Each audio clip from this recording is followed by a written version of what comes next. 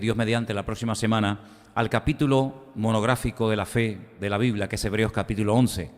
Capítulo que ya hemos visto, lógicamente, en otras ocasiones.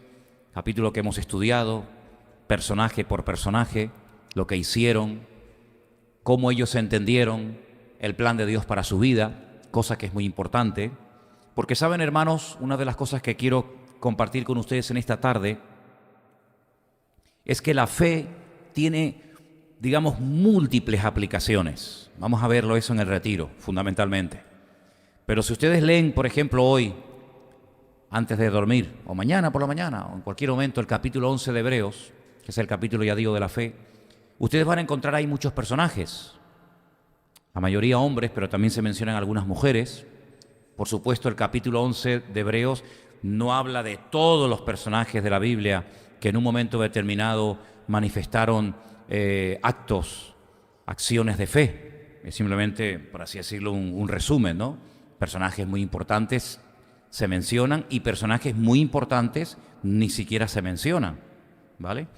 Esto es como cuando hablamos de los profetas mayores y de los profetas menores, esa división que se ha hecho del Antiguo Testamento. Esa división es una división, o una clasificación, mejor dicho, de libros que la hemos hecho nosotros. Eso en la Biblia no es así. En la Biblia no hay profetas mayores y profetas menores. Parece que cuando decimos mayores son como más importantes que los profetas menores. No se refiere a eso, sino a la extensión literaria. Isaías escribió un libro que tiene el mismo número de capítulos que libros tiene la Biblia, 66 capítulos. Claro, después te vas al libro de Abdías y te encuentras que no tiene ni siquiera un capítulo, son versículos sueltos, ¿no? ¿Qué pasa? ¿Que era más importante Isaías como profeta que Abdías? No, lo que pasa es que lo que escribieron, lógicamente, en cuanto a la dimensión, ¿no?, de su obra literaria, se llama profetas mayores, a gente como Isaías, como Jeremías, etcétera, porque escribieron libros grandes, y profetas menores porque escribieron libros pequeños. Con el capítulo de la fe podríamos decir en cierto sentido lo mismo, ¿no? Si se habla de personajes como Abraham, hombre, como para no hablar de Abraham, ¿no?, el padre de la fe, como para no hablar de Noé o de Moisés. Pero hay muchos personajes que en momentos puntuales de su vida hicieron cosas tremendas gracias a la fe, pero que no se mencionan. Ahora bien, en ese capítulo 11 de Hebreos, acerca de la fe, ustedes van a encontrar que la fe sirvió primeramente a esas personas en ese momento de la historia para hacer ciertas y determinadas cosas, pero algo más interesante todavía. Ellos descubrieron que eran ellos los que en ese momento de la historia tenían que hacer eso. ¿Me explico? Por ejemplo, Noé. Hombre, Noé está relacionado directamente con el arca, pero Noé tenía clarísimo que él había nacido para construir el arca. Él vivía sabiendo que nadie la iba a hacer. Con ese espíritu él vivió toda su vida, sabiendo que si yo no hago esto, no hay otro que lo haga. Ese es un concepto que tenemos que tener claro en nuestra vida y desterrar ese concepto que dice, bueno, si yo no vengo al culto ya vendrá otro. Si yo no canto ya cantará otro. Si yo no vengo a limpiar ya vendrá otra. Si yo no vengo... Eso tenéis que descartarlo, porque esa mentalidad te impide rendir al 100%, porque siempre tienes como la salida de decir, bueno, si yo no lo hago no pasa nada, ya vendrá otro. Esta gente no vivía así. Noé estaba totalmente mentalizado y convencido que si él no construía el arca, no habría nadie en la humanidad. Tú no vives así, tú no vas a ser nunca un buen cristiano, serás uno del montón. Bueno, si yo no toco la batería, ya vendrá otro y la toca. ¿Y si no viene? ¿Y si el otro está diciendo, pensando lo mismo que tú?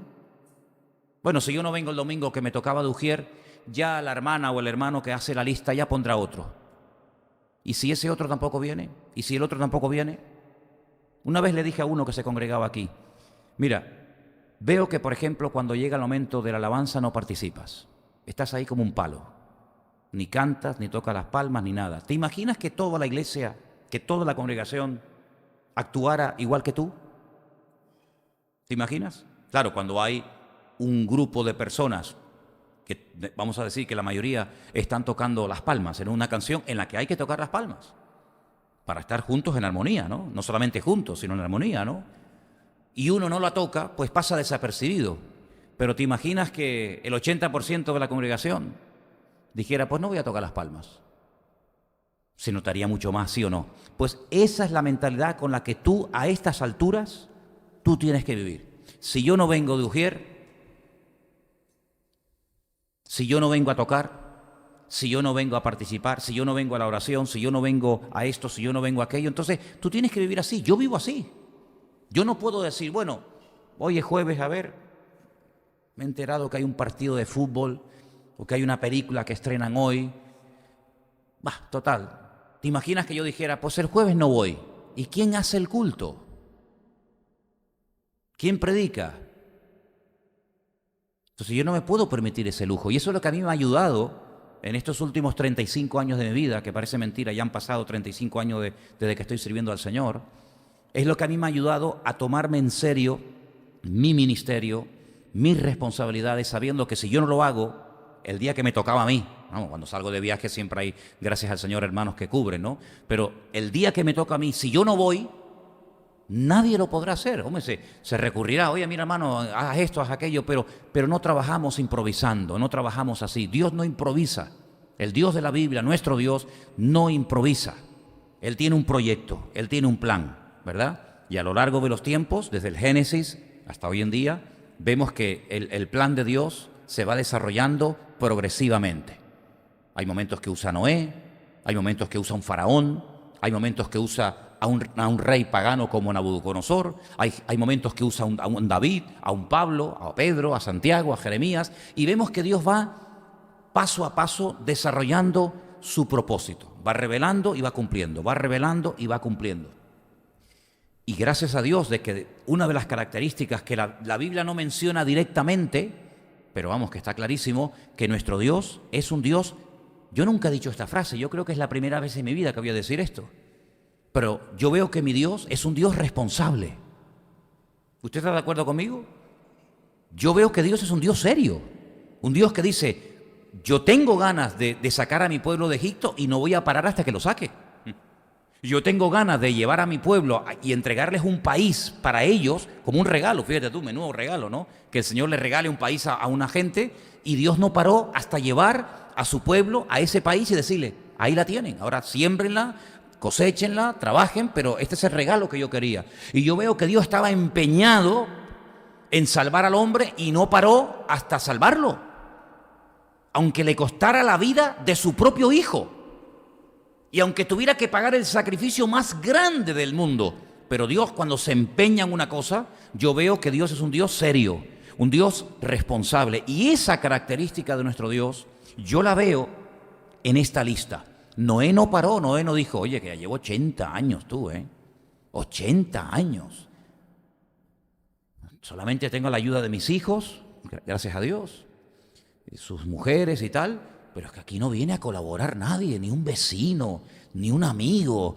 Aquí no viene nadie. Y llevo ya 80 años, ya estoy cansado. Pues no te queda nada. Dice que estuvo 120 años construyendo el arca. Por eso yo creo que de Noé aprendemos muchas cosas, pero una de las que yo aprendo es fe perseverante. ¿Lo puedes decir conmigo? Fe perseverante, que es lo difícil, ¿verdad? Porque, oye, el Señor me ha revelado que va a llover, que va a venir un diluvio, que yo he sido escogido por el Señor. Oye, eso te trae un ánimo increíble, ¿no? Fíjate, Noé sabía cosas que nadie sabía. Dios me ha dicho, Dios me ha revelado. Ese sí que podía decir, no como muchos hoy en día, es que Dios me ha dicho, anda, hazme el favor, hazme el favor, hazme el favor. No hablas con tu marido, no atiendes ni a tu familia y ahora... Pero cuando Noé decía, Dios me ha dicho, no estaba exagerando, no estaba mintiendo. Dios le había dicho, y lo que le había dicho a él, si él no lo cuenta, nadie se iba a enterar. Gloria a Dios que lo contó. Y entonces yo veo que fue serio en base a lo que Dios le dijo. Ahora, hay dos personajes en esta lista que yo quiero mostrarles dos modelos o dos formas de vivir la vida.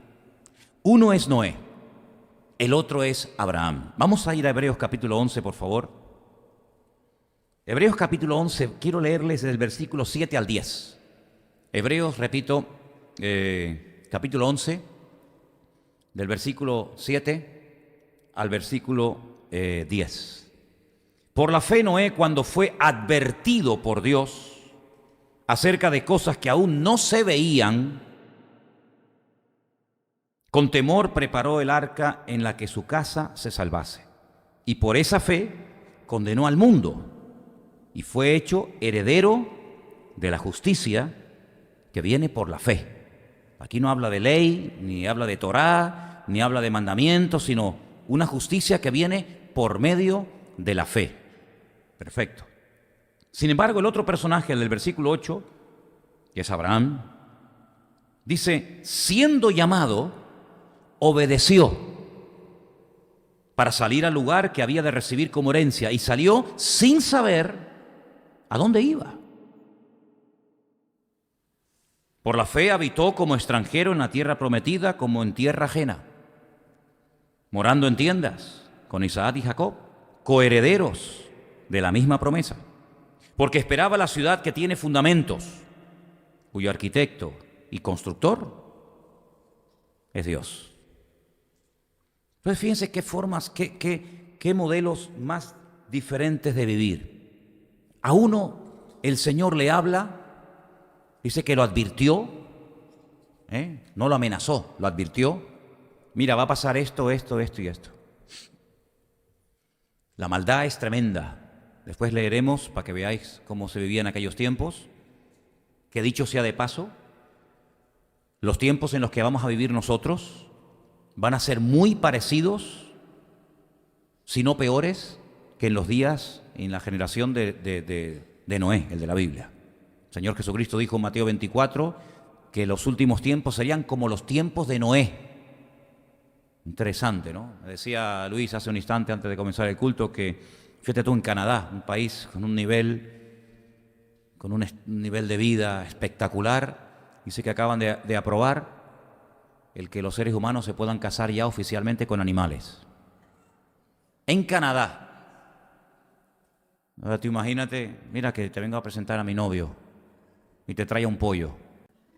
Mira, habla ahí con mi madre que, hola, ¿qué tal? ¿Cómo se llama usted? Yo, Pollo. Hola, don Pollo, bienvenido. O gallina, o garrapata, o cabra, ¿no?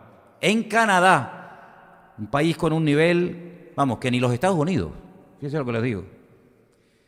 Entonces el Señor dijo, cuidado porque los días de Noé se van a volver a repetir. Se van a volver a repetir. Y entonces uno dice, bueno, pues si se van a volver a repetir los días de Noé, el juicio que cayó en la generación de Noé se volverá a repetir otra vez, ¿no? Porque los días de Noé, ¿cómo terminaron? Con destrucción. Con destrucción. Y si volvemos a los días de Noé, ¿qué pasa? ¿No habrá destrucción? Entonces no son como los días de Noé. Porque de los días de Noé tenemos que coger lo que había y cómo actuó Dios en aquel tiempo. Y si vamos a vivir en los últimos tiempos como en los días de Noé, pues los días de Noé, ¿cómo terminaron? Con una destrucción total. Lo que pasa que Pedro dice, así como el primer mundo, el mundo, digamos, de los días de Noé, fue destruido por el agua, el segundo será destruido por el fuego.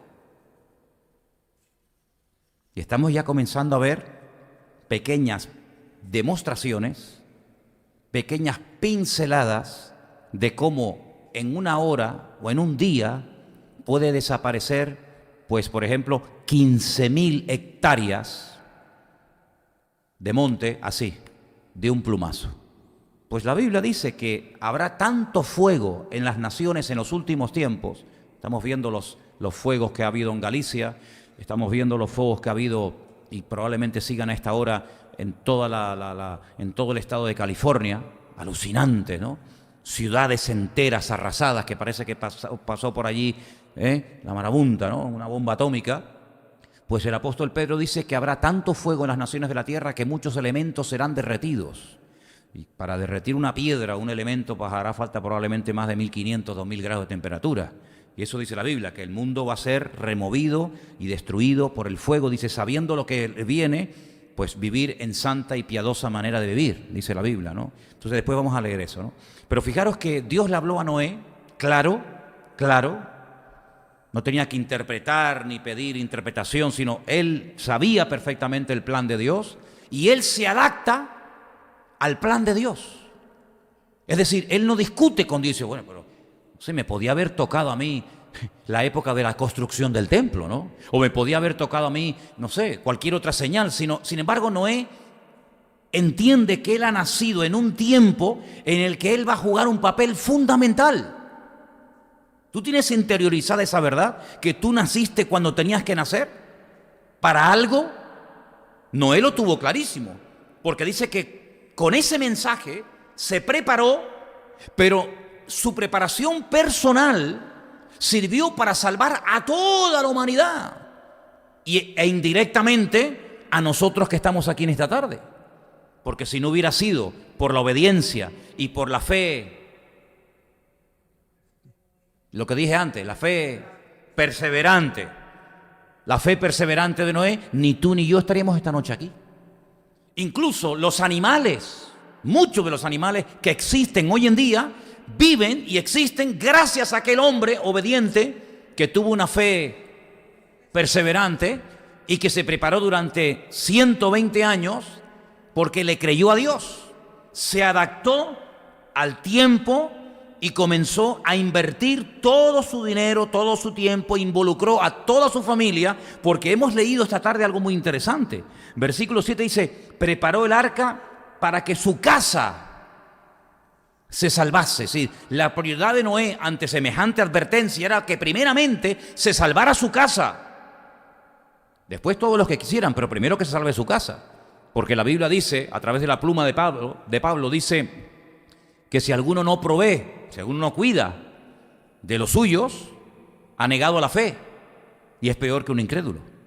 Por lo tanto, la prioridad número uno de Noé era que su casa no se muriera, que sus hijos se salvaran, Sem, Cam y Jafet, que después al salir del arca sabemos que unos fueron a una parte, otros fueron a otra parte, unos somos descendientes de Jafet, otros de Cam, otros de Sem, etcétera, ¿verdad? Y gracias a aquella constancia y aquella perseverancia, pues él pudo prepararse y él pudo involucrar a su familia y Dios lo preparó para vivir encerrado.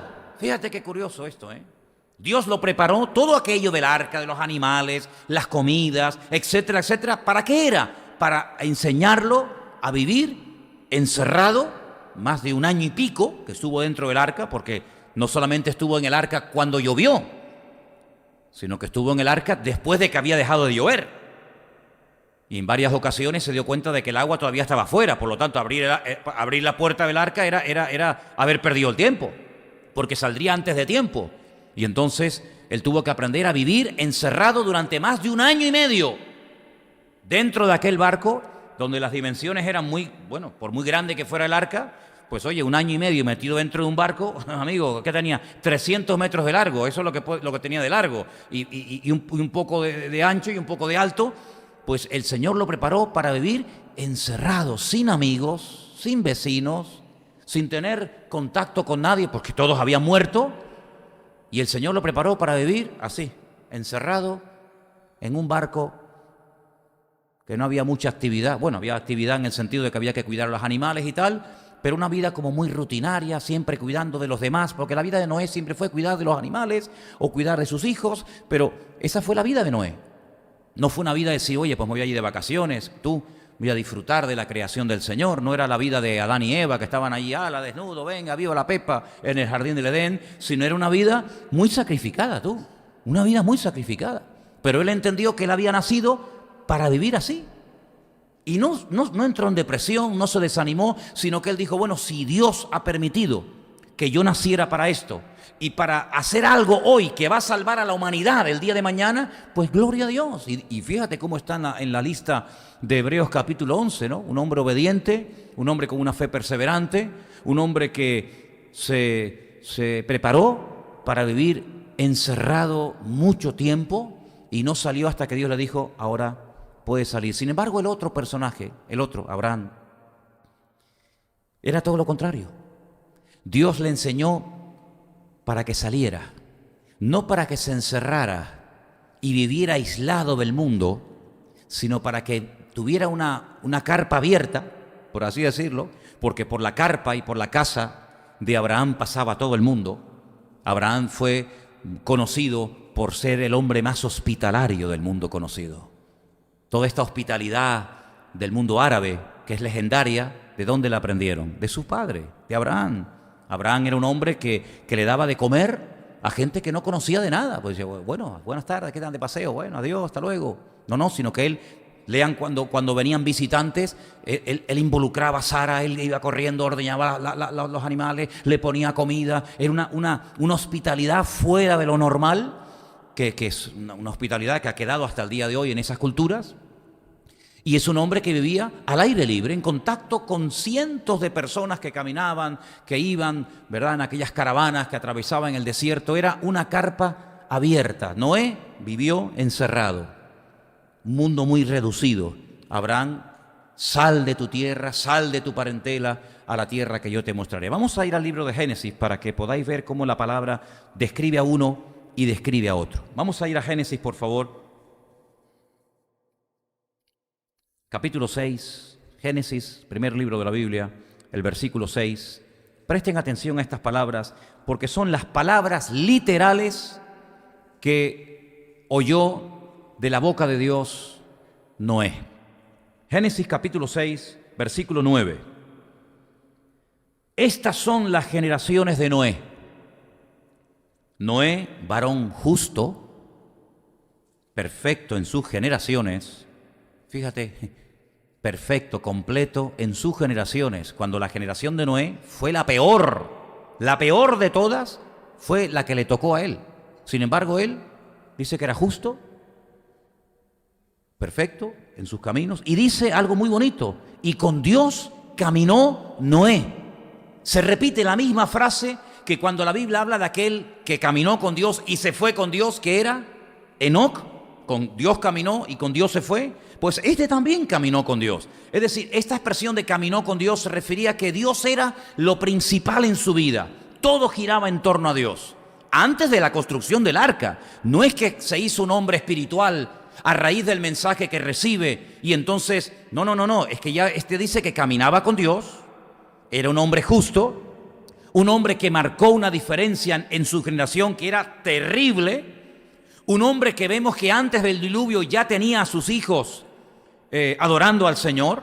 No peleó con ellos ni los tuvo que obligar, ¿verdad?, para que se involucraran en la obra del Señor, que en este caso era la construcción del arca. Sino era un hombre que ya marcaba una diferencia antes del diluvio.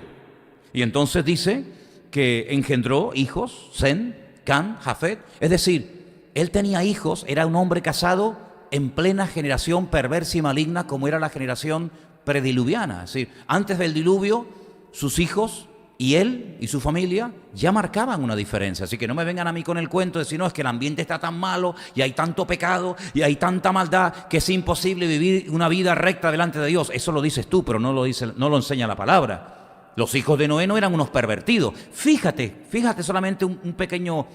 saben que me gusta a veces comparar, ¿no?, un texto con otro, ¿no?, para enriquecer un poco la enseñanza. Fíjate el sacerdote Elí, el del libro de Samuel. 2 hijos, Ofni y Fines, sacerdotes. Su padre sacerdote. ¿Dónde vivían? En el tabernáculo en aquel tiempo en el que la gente iba a adorar a Dios. ¿Cómo eran sus hijos? Un desastre. Con un padre sacerdote. Ellos eran sacerdotes. Se acostaban con las mujeres en la puerta del tabernáculo.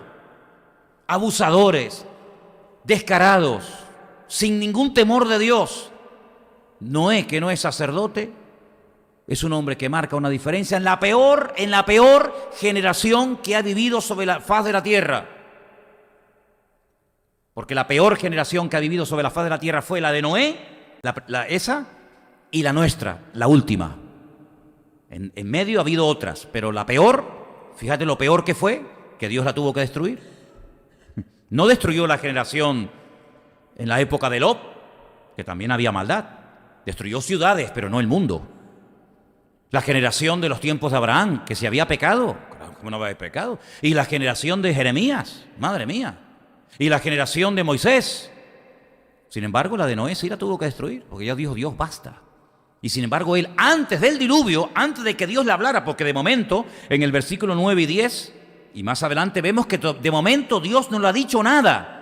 Pero sin decirle Dios nada, sin revelarle el Señor el juicio del diluvio, ya Noé es justo, camina con Dios, es perfecto en sus generaciones, sus hijos no son unos pervertidos como el caso de los hijos, por ejemplo, del sacerdote Elí.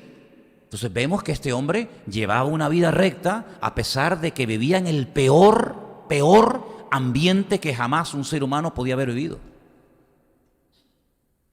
Entonces vemos que cuando una persona camina con Dios y está cerca de Dios, el ambiente no lo cambia, sino que él puede llegar incluso a afectar para bien el ambiente en el que vive. ¿Cuántos dicen amén? Es como cuando dicen el mar, ¿no? El barco va por el mar y bueno, mientras el agua no entre dentro del barco, el barco es seguro. En el momento en el que el agua entra en el barco, amigo, échate a correr o a nadar en este caso, porque es peligroso, ¿eh? Nosotros vamos por la vida y mientras el mundo no entre dentro de nosotros, flotaremos y viviremos y escaparemos. En el momento en el que el mundo entre en nosotros, amigo, tus días están contados.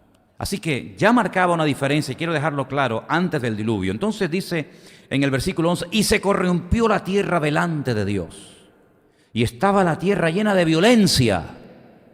Esto es muy bueno leerlo de vez en cuando porque si el Señor dice en ese mensaje escatológico, en ese mensaje profético de Mateo 24, que los días finales serán como los días de Noé, es bueno saber cómo eran los días de Noé. Y dice que la tierra se corrompió delante de Dios. Bueno, ¿y cómo está nuestro mundo, hermanos?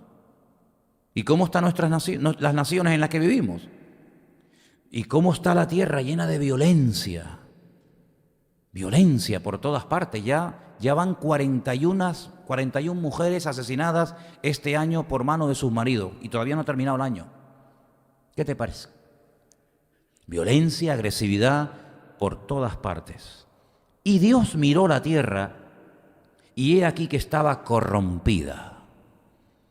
Y estaba la tierra llena de violencia, porque toda carne había corrompido su camino sobre la tierra. Ahora, cuando dice toda carne, da a entender que también los animales se habían pervertido. No solamente la raza humana, sino el mundo animal también se había pervertido. Si era una descomposición general de toda la creación, incluida la animal y la humana. Dios le dijo a Noé, ahora en el versículo 13 es cuando por fin vemos a Dios hablándole, y le dice, he decidido, esto es tremendo, cuando Dios decide una cosa, he decidido el fin de todo ser, porque la tierra está llena de violencia a causa de ellos. Y aquí que yo los destruiré con la tierra.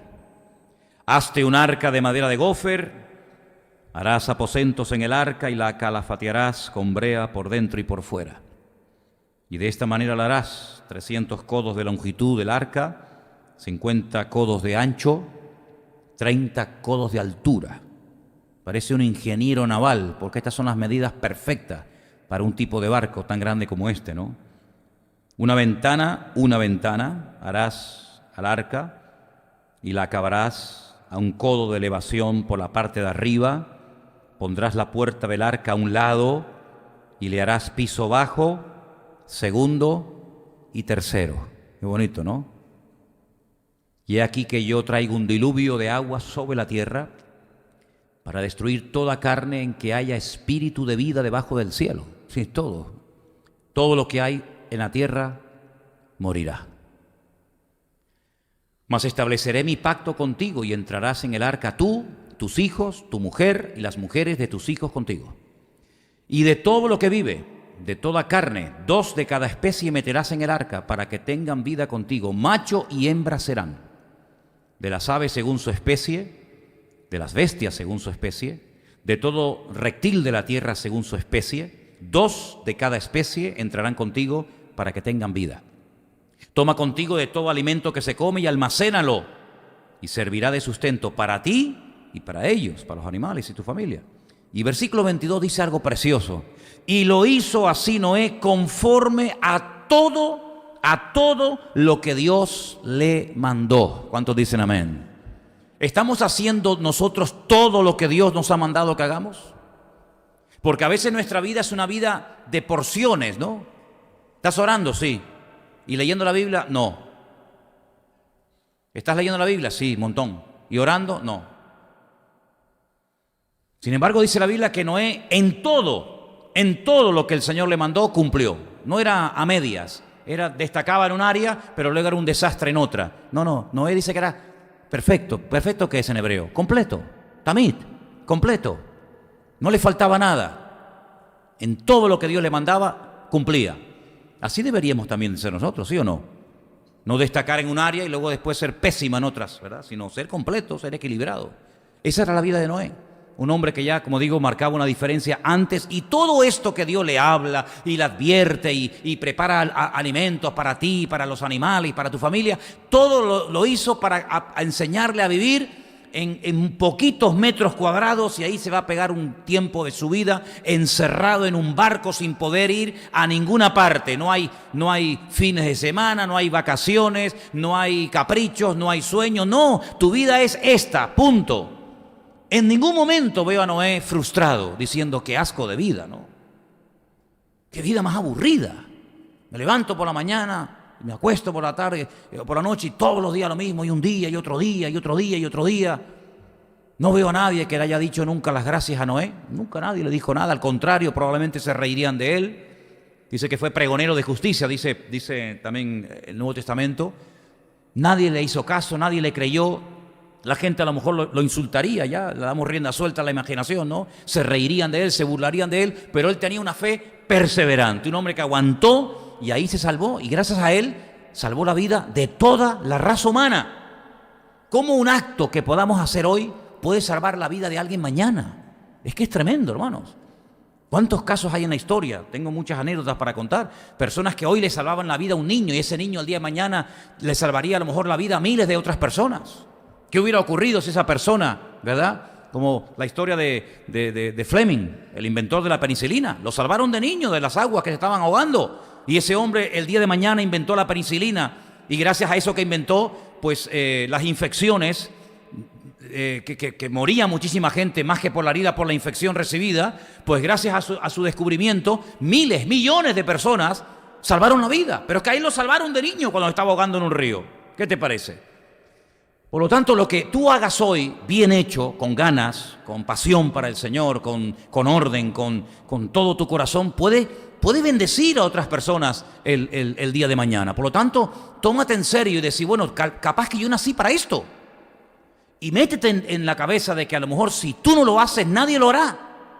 Y entonces vas a ver cómo tu vida, tu planteamiento de vida, va a ser muy diferente a decir, bueno, si yo no lo hago, otro lo hará. Y si no lo hace. Sin embargo, en el capítulo 12 de Génesis encontramos el llamamiento del otro personaje, del que vivía con las puertas abiertas, del que vivía, como yo digo, en una carpa abierta donde pasaba todo el mundo y todo el mundo era bien atendido, y era un hombre que destacó no solamente por su fe y por su espiritualidad y por todo eso, sino también por ser hospitalario. Y de ahí la palabra que dice la Biblia, y algunos sin darse cuenta hospedaron ángeles. ¿Qué te parece? Capítulo 12 de Génesis, verso 1 dice, pero el Señor le había dicho a Abraham. Ahora a mí me llama la atención el tiempo del verbo, porque yo no veo aquí que Dios esté llamando a Abraham por primera vez, sino dice, el Señor había pasado, había dicho. ¿Cuándo? Bueno, no sé. Entonces lo que yo veo en Génesis 12, que el Señor está como recordando algo que ya él había oído y recibido de parte del Señor. Ya el Señor le había dicho. ¿Qué le había dicho? Bueno, pues vete de tu tierra, de tu parentela, de la casa de tu padre, a la tierra que yo te mostraré. A este no le enseña a vivir encerrado, sino le enseña a decir, ábrete, vete por el mundo. Claro, ¿cuántos kilómetros caminó Noé desde el lugar donde él vivía, donde había nacido y se había criado con su padre, hasta donde el Señor lo lleva? Hermanos, muchos kilómetros, un largo viaje, de semanas, de meses, tal vez más tiempo. Entonces el Señor, el diseño, el modelo de vida que tiene para Abraham es completamente diferente. Noé vivió encerrado. Abraham va a vivir abierto al mundo, a las naciones, va a conocer a pueblos que si no hubiera salido de su casa nunca los habría visto. Va a pasar por países donde va a ver a gente que habla otros idiomas, comen otras comidas, visten de otra forma, tienen otros dioses. Cuando llega a Canaán se encuentra allí gente que él nunca había visto. Llega hasta Egipto porque Abraham sabéis que llegó hasta Egipto, fíjate tú todo el recorrido que hizo desde el Tigris y el Éufrates, por donde está Irak más o menos, toda esa creciente fértil, esa especie de media luna, ¿verdad? Por donde iban las caravanas, aprovechando el agua y los oasis del desierto, y llega hasta Egipto. Es un hombre que se mete unas palizas caminando o en camello descomunales, de semanas, de meses. Dice que vivía como un extranjero, en carpas, un hombre rico, porque Dios lo fue prosperando, Dios lo fue bendiciendo de una forma tremenda, y lo único que se compró en la vida, Abraham, fue una cueva para sepultar a su mujer. No compró más, podía haber dicho, esta tierra la compro, y aquella también la compro, y este pedazo de tierra también la compro. Y él no compró nada, porque él lo que en el fondo buscaba era una ciudad que dice que quien la había construido y quien la había diseñado era el Dios que la había llamado. Eso es impresionante. Eso es impresionante, salir y comenzar a caminar por desiertos y decir, ¿tú qué estás buscando? ¿Tú a dónde vas? Dice, yo estoy buscando una ciudad cuyo arquitecto y fundador es Dios. Pero ¿qué ciudad ha hecho Dios? Aunque vayas a Egipto, allí no está una ciudad construida por Dios. Y aunque llegues a Canaán, allí no hay ninguna ciudad que haya hecho la mano de Dios. Pero sin embargo, esa era su meta, una meta muy elevada, una meta tremenda, ¿no? Y entonces él sale y le dice el Señor, haré de ti una nación grande, te bendeciré y engrandeceré tu nombre y serás bendición. Es decir, no solamente te voy a bendecir a ti, sino que tu bendición va a alcanzar y va a salpicar a otra gente. Es que lo que el Señor le promete a este hombre es impresionante. Esto no se lo dijo a Noé. El Señor le dijo, ponte a construir un arca, punto. ¿Por qué? Porque lo digo yo, se acabó. No le dice, te voy a bendecir, te voy a prosperar. Sin embargo, a Abraham sí le dice eso. Y entonces es un hombre que sale y después le dice el Señor, versículo 3, bendeciré a los que te bendijeren. Una promesa preciosa. A los que te maldijeren, maldeciré. Serán benditas en ti todas. ¿Esto es una exageración? ¿O esto es así? Todas las naciones de la tierra van a ser bendecidas. Y entonces dice versículo 4 que Abraham se fue como Dios le había dicho, y Lot se fue con él, y Abraham era de 75 años. 75 años cuando salió de Aram. Tomó a su mujer, ya estaba casado, se ve que ya en aquella época estaba casado, se lleva a Lot, que era su sobrino, hijo de su hermano, todos sus bienes que había ganado, las personas que había adquirido en Harán, y salieron para ir a la tierra de Canaán, y a la tierra de Canaán llegaron. Pasó Abraham por aquella tierra hasta el lugar de Siquén, hasta la encina de Moré.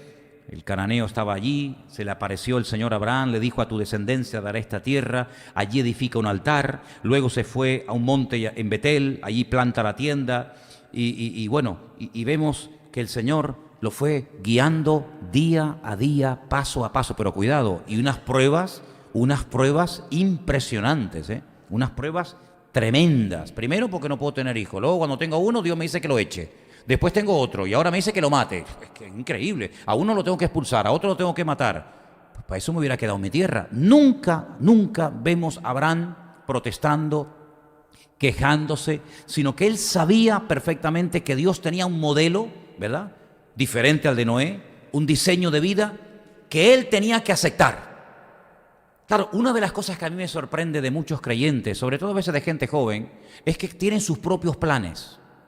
Yo voy a hacer esto, voy a hacer lo otro, voy a trabajar aquí, voy a trabajar allá, voy a estudiar esta carrera, voy a no sé qué. Y yo digo, una pregunta, ¿y Dios dónde está en todo esto?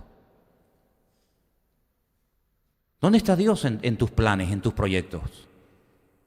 ¿Somos nosotros los que tenemos que meter en nuestros planes al Señor?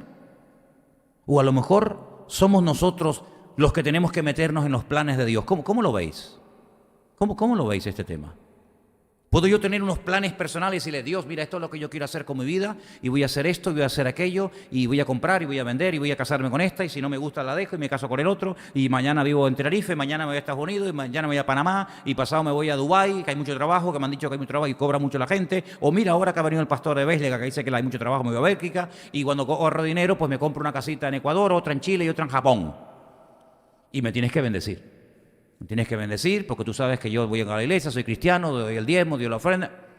¿Es esa verdaderamente un modelo normal de vida cristiana? ¿Es así como tenemos que vivir los cristianos? Si es así, enseñemos entonces eso a la gente y dejémonos de historias.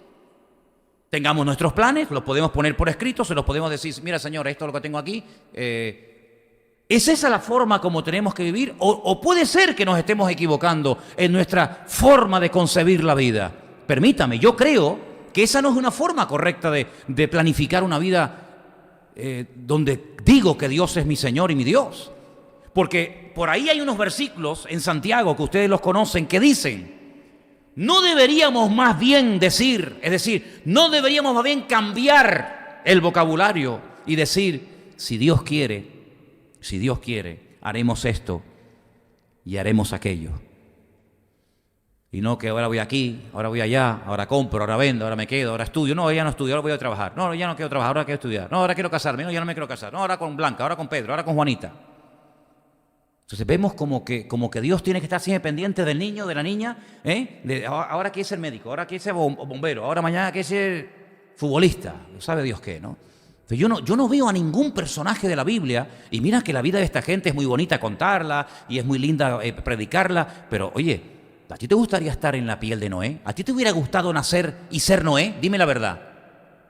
Hombre, si yo pudiera escoger, si yo pudiera decir, bueno, a mí me gustaría ser como fulano, probablemente yo nunca hubiera dicho quiero ser como Noé, porque oye, la vida de Noé es muy aburrida, humanamente hablando.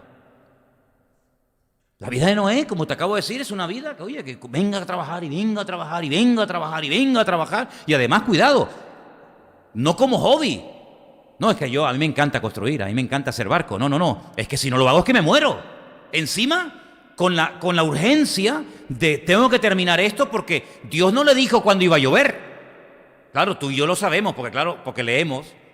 Pero el Señor le dijo, construye un arca porque va a venir un diluvio. Primeramente no tenía ni idea lo que era un diluvio. Porque en aquellos tiempos dice la Biblia que subía un vapor de la tierra que regaba. Entonces, claro, el agua, el vapor, subía de abajo para arriba. Y ahora Dios dice, no, ahora va a ser al revés. Ahora el agua va a caer de arriba para abajo. Pero, ¿habéis visto que cuando leí el llamamiento, las palabras del Señor a Noé, no le dice, y el día tal, el mes tal, a tal hora, arranca el diluvio? No. Entonces Noé no sabía cuándo iba a venir la ira y el juicio de Dios sobre la tierra. Por lo tanto, él trabajaba creyendo que en un par de semanas vendría el diluvio.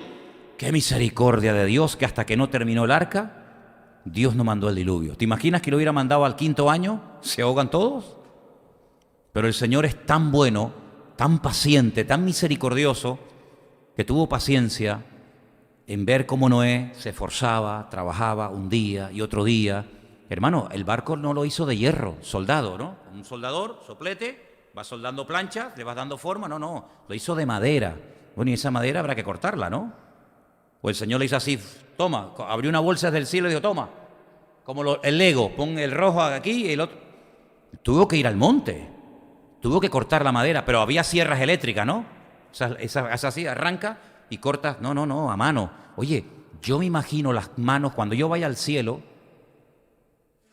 tú vas también conmigo, ¿no? ¿O no? ¿Vas a ir? ¿Usted vaya al cielo? Sí, ¿no? ¿Tú también? Bueno, fíjate en una cosa. Mírale cuando llegues arriba las manos a Noé. Yo creo que tiene que tener unos callos así de gordos. Porque se pegó 120 años cortando madera, vale, pero ya la tienes cortada. Ahora hay que transportarla. Te la tienes que llevar desde donde la has cortado hasta donde vas a construir el barco. ¿Y ahora cómo hacemos? Ahora hay que montarla. Bueno, si a mí el Señor me hubiera dicho que hiciera el arca, la humanidad se hubiera extinguido. Porque entraría agua por todos lados. Haría el arca así, estaba torcida, ¿no? Oye, aquello flotaba, no podía ser una chapuza. Fíjate, Noé, que no hizo las cosas a la carrera, de mala forma, sino que él dice, Señor, ¿y cuánto largo tiene que tener? Pues tanto. Y de alto, tanto. Y las ventanas, arriba. Y un primer piso, y segundo piso, y tercer piso. Es decir, el Señor dice cómo, pero el que lo va a hacer eres tú.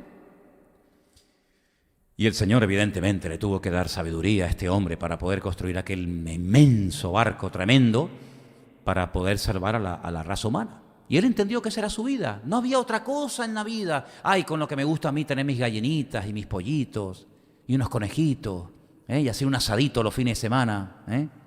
No, eso se acabó, Noé. Tu vida no van por ahí los tiros. Tu vida es esta. Con lo bien que vivía Abraham allí en Ur de los Caldeos, con su padre, con su familia, ahora resulta que una tienda de campaña. Hermano, yo no estuve aquí, pero me han dicho que en estos días que he estado fuera ha habido un calor y un desierto, un aire del desierto terrible. Y nosotros estamos, bueno, la isla más cercana me parece que es Lanzarote o Fuerteventura, 100 y pico kilómetros del desierto del Sáhara. Ahora imagínate lo que es vivir allí. Si aquí nos llega el polvo, imagínate una tormenta de arena allí. Tiene que ser terrible, terrible. Bueno, pues Abraham estuvo cruzando desiertos durante un montón de años. Con lo bien que yo vivía, tenía agua, tenía todo, y ahora estoy aquí en una tienda. Cuando no se afloja una cuerda, salta una estaca. Cuando no salta una estaca, se me pierde una oveja.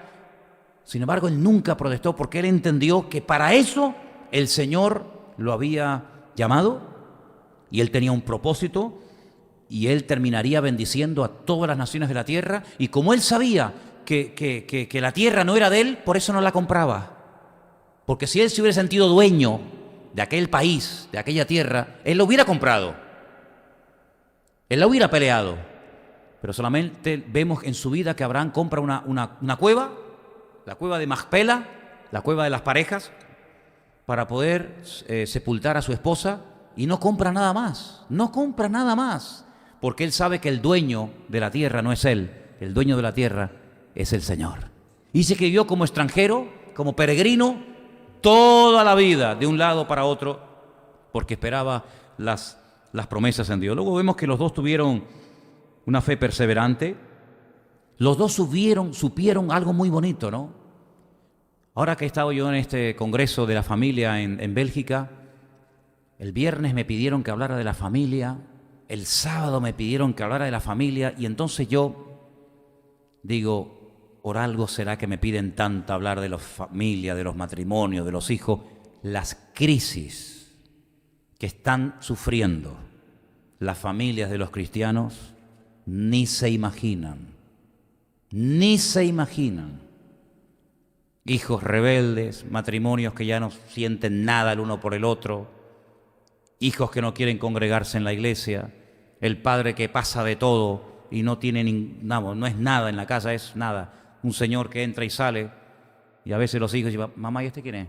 Este es tu padre, hijo. Salúdalo. Hola, señor, buenos días. Unas cosas tremendas, ¿no? Sin embargo, yo veo Noé, que sus hijos estaban casados, Sem, Cam y Jafet, y él los involucra en la obra del Señor. Sus hijos no están por ahí dando vueltas y el padre ahí trabajando como un negro, sino que sus hijos colaboran con él y trabajan con él.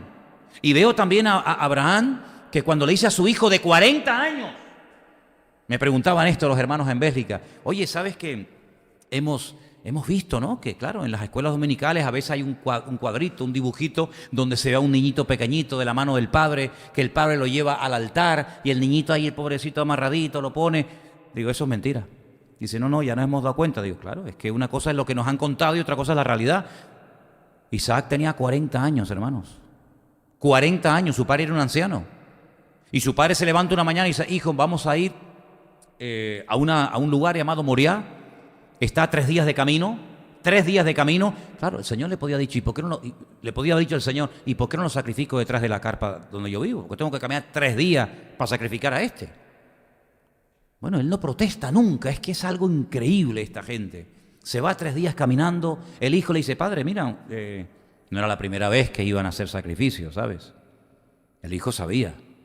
El cuchillo lo lleva, veo que cuando a veces salimos de viaje o algo decimos, ¿las llaves? ¿Tienen las llaves? ¡Ay, sí! ¿El móvil? ¡Ay, el cargador! Salimos corriendo. Isaac sabía que para hacer un sacrificio hace falta un cuchillo, leña, fuego y una víctima. 4 cosas. A ver, padre, vamos a revisar. Cuchillo, ahí está, vale. ¿Está afiladito? Sí. La leña, también. El fuego, también. Uy, ¿cómo vamos a hacer una paella sin arroz? ¿Cómo vamos a hacer una paella sin arroz? Padre, ¿y la víctima? Primera pregunta comprometida. El padre dice, el Señor proveerá. Bueno, pues si mi padre dice, el Señor proveerá, yo le creo a mi padre. Pero claro, es un día, Son 2 días. Tercer día, ven el monte de lejos y le dice el hijo, padre, y una pregunta, de momento no ha provisto nada. Ya el hijo, que no es tonto, se da cuenta por dónde van los tiros. Y añade la escritura, y los 2 iban juntos. Eso es muy tremendo, eso es muy interesante. Los 2 iban juntos, ya el hijo asume que la víctima soy yo. Y yo voy junto con mi padre, porque mi padre me ha dicho que Dios proveerá, y si tiene que proveer un animal, lo hará. Y si tengo que ser yo el que provea el sacrificio de mi padre, también estoy dispuesto a hacerlo. El hijo sometido 100% al padre. Hay una tipología de Cristo sometido a la voluntad del padre espectacular, ¿verdad? Pero claro, hay un momento, hay un rayo de esperanza en la última palabra que dirige Abraham a los criados, a los siervos que van con él. Ahí se abre una puerta a la esperanza, ¿no? Y Isaac está allí y la escucha. Cuando le dice, quedaos aquí, que nosotros iremos, adoraremos y volveremos. Y entonces probablemente Isaac dice, bueno, pues si mi padre dice que volveremos, volveremos. A lo mejor volveremos yo con los pies por delante, pero volveremos, ¿no? Pero se agarra esa promesa, Dios proveerá, Dios proveerá. Llegan al monte Moriah, lo amarra, lo pone sobre el altar y el hijo dice, para, papá, ¿qué estás haciendo? A mí Dios no me ha dicho nada. Te ha hablado a ti. A mí no me ha dicho nada el Señor. Pero un sometimiento tremendo, porque él estaba bajo la cobertura, bajo la supervisión, bajo la autoridad de su padre, y si el padre recibe una orden es como si yo también la recibiera. ¿Sí o no? Por supuesto que sí. Y ahí está a punto de dejarse sacrificar a Abraham.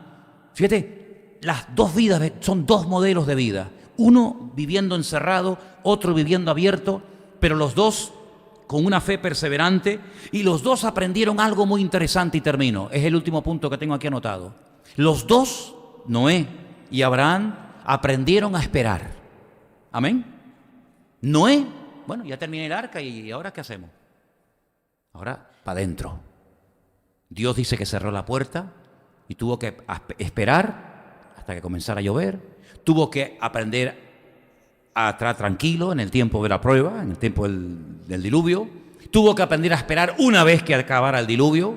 Y la vida de Noé es continuamente esperando que llueva, esperando que ya no llueva, esperando terminar el arca, esperando salir del arca. Es una vida continuamente de esperar. Y algunos se cansan de esperar. Pues si hubieras sido Noé, ¿qué hubieras hecho con tu vida? Sí, en la vida hay que aprender a esperar. ¿Y hasta cuándo Dios nos va a tener que estar hasta cuándo nos va a tener en esa situación de esperar? Hasta que aprendas a esperar. Porque el que estés esperando no significa que hayas aprendido a esperar. Te resignas. Pero no hay que vivir una vida resignada.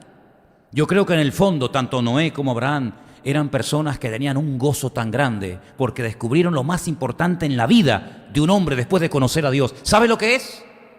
Saber la voluntad de Dios para mi vida. Eso es lo más importante después de conocer al Señor. Mi prioridad debería ser, bueno, ahora que te he conocido, ¿qué?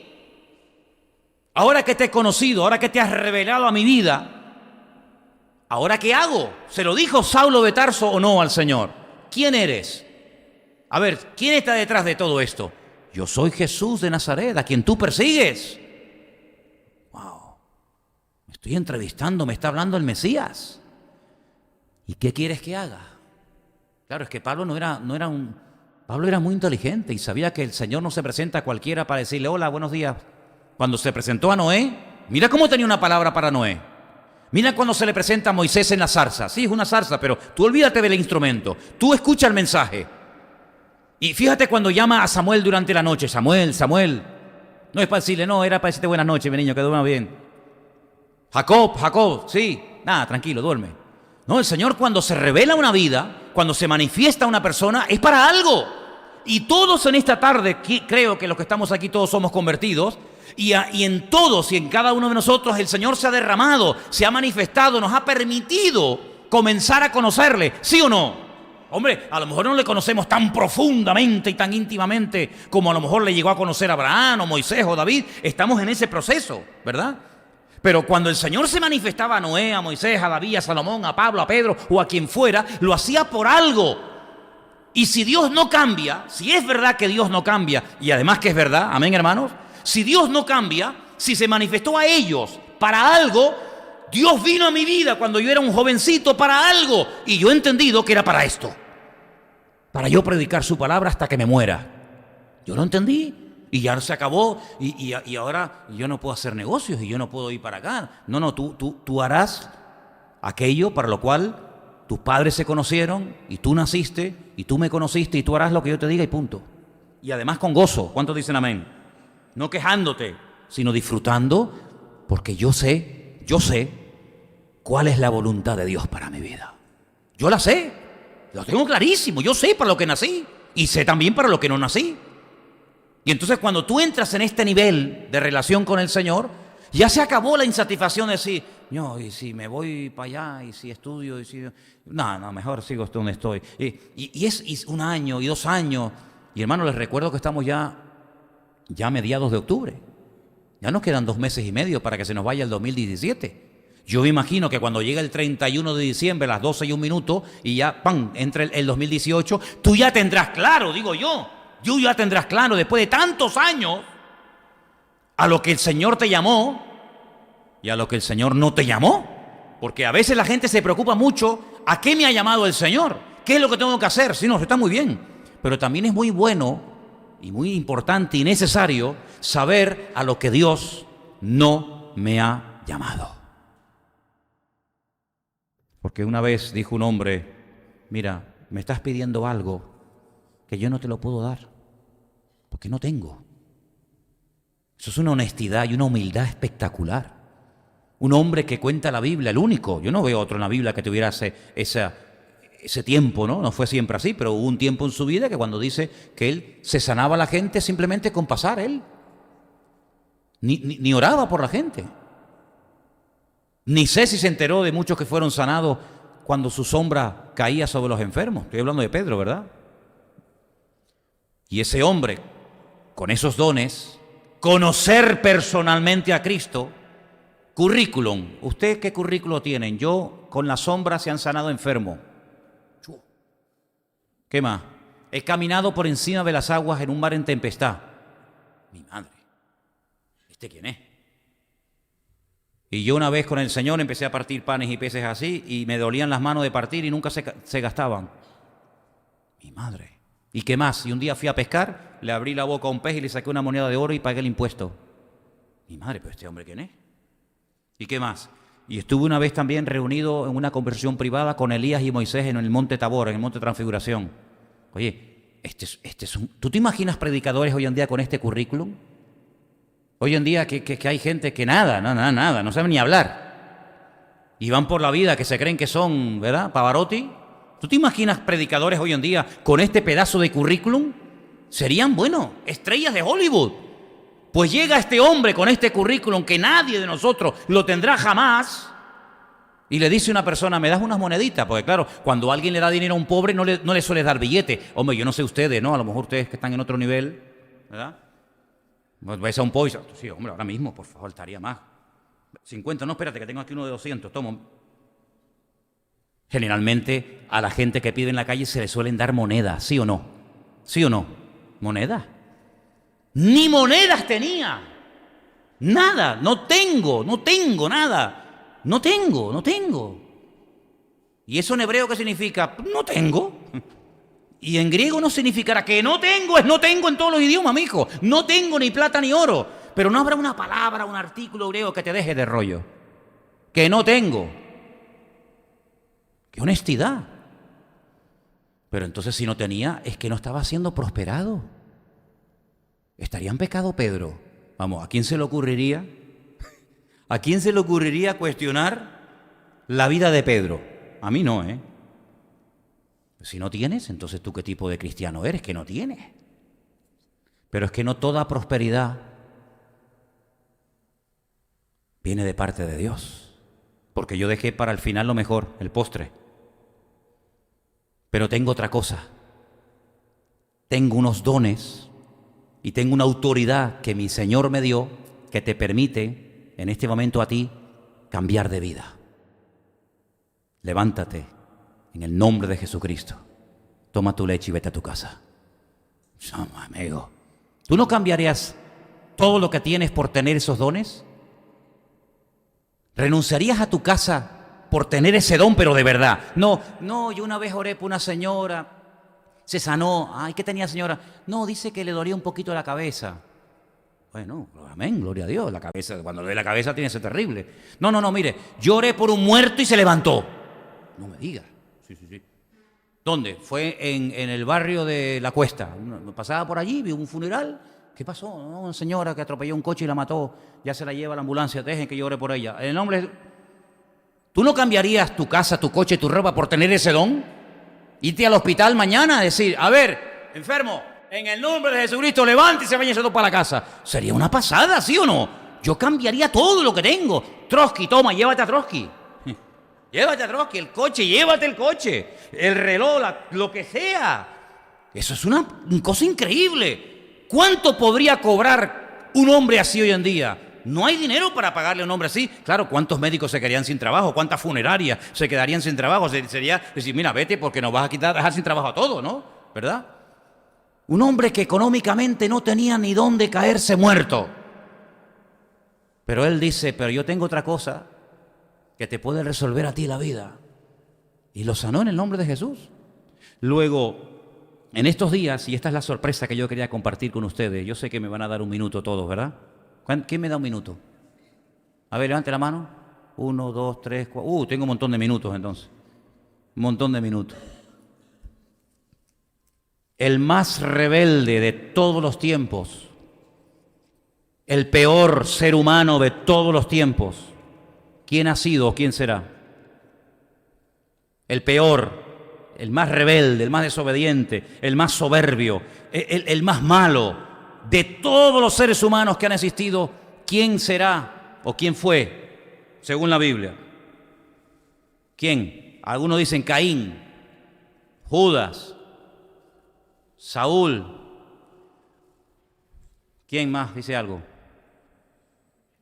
El anticristo. Vamos a ver. Escuchen este versículo. Este es el postre y ya nos vamos. Hará según su voluntad. El Señor dijo, no se haga mi voluntad sino la tuya, pero este no, este dice, hará según su voluntad. Es una palabra un poco difícil de pronunciar, se ensoberbecerá, soberbio hasta lo máximo.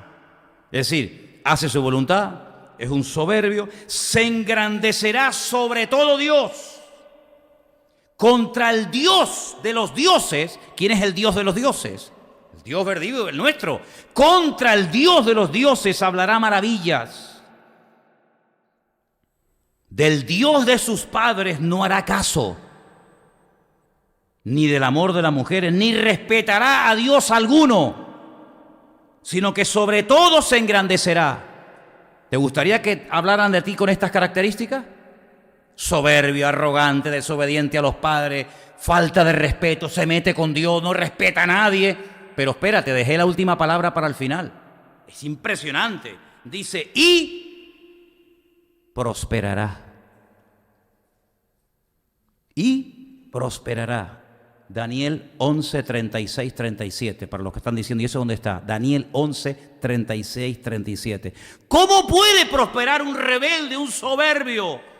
Que se mete con Dios, se mete con los padres, se mete con todo el mundo, no respeta a nadie, es la soberbia y la arrogancia y el orgullo personificado. Tendría que ir, permítame la expresión, para atrás como el cangrejo, ¿no? Y prosperará.